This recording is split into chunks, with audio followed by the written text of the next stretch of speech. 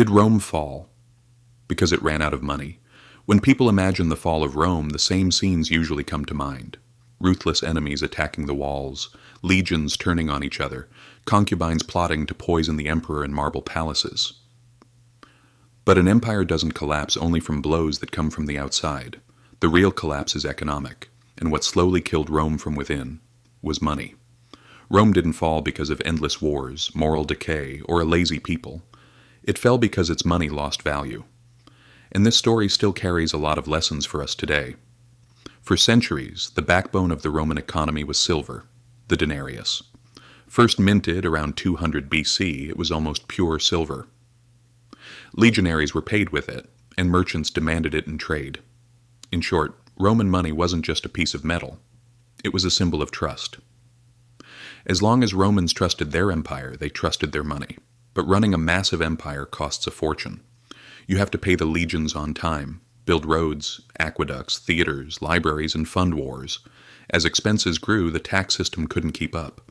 The state had two choices: raise taxes or get creative. They chose creativity. They reduced the silver content piece of the coins. In other words, they cheated. At first no one noticed, but the numbers tell the story.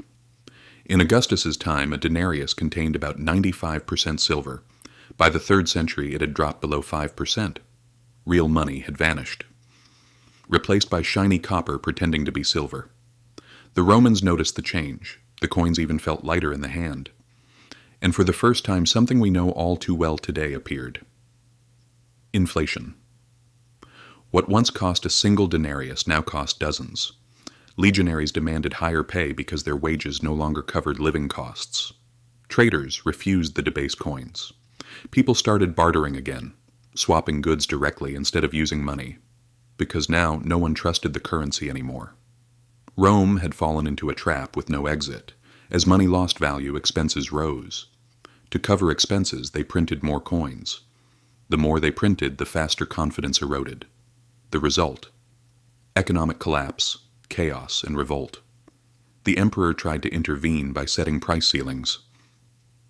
Anyone selling bread above this price will be executed, he decreed, but the market didn't care. When money is worthless, you can't fix it with laws. Official trade dried up and the black market exploded. Eventually, Rome abandoned the silver denarius altogether and switched to the gold solidus. It brought some temporary stability, but the damage was already done.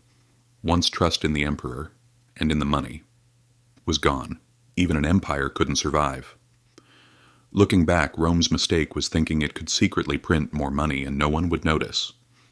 They said, "It's the same coin, just a little lighter." But people did notice. When the valuable metal disappeared, so did trust, and with it, the entire system collapsed. Let's be honest. This story sounds familiar, doesn't it?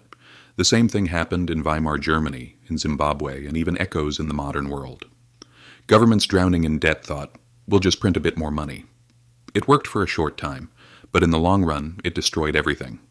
Just like the Romans, modern leaders try to make a little inflation sound normal.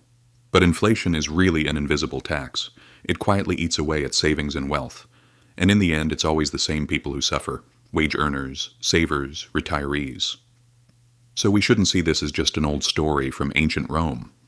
It's a timeless warning, a money story, that shows history doesn't just repeat, it rhymes. Maybe we can put it this way. Barbarians didn't destroy Rome. The people who managed its money did. And if we don't learn from history, we'll watch the same movie all over again.